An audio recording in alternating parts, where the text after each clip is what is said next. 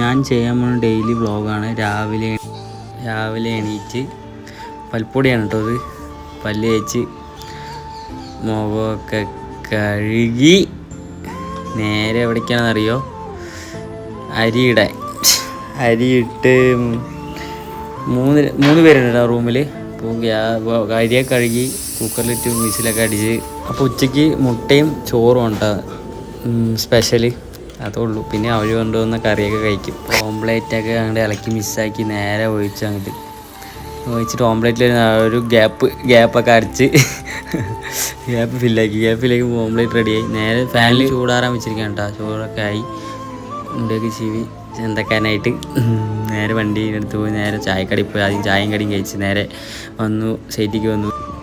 15 നേരെ കയറി മതിയായി. അപ്പോൾ അടുത്തോ നേരെ അടിപൊളി കോയമ്പത്തൂർ നേരെ ഓർഡർ എടുത്ത് പണി തുടങ്ങി. കമ്പി വലിക്കാൻ പണിയിട്ടാണ്.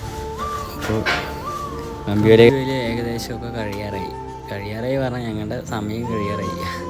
പ്രശാദായിട്ട് ഒരു നല്ല മനുഷ്യനാണ് കേട്ടോ. അപ്പോൾ റൂമിലേക്ക് വന്ന് ഫുഡൊക്കെ വാങ്ങി പിടിച്ചിട്ടുണ്ട്. 9 മണി. ഓരോ ദിവസം കഴിഞ്ഞു പോണ കഷ്ടപ്പാട് നമുക്കറിയുള്ളൂ ഗായ്സ്.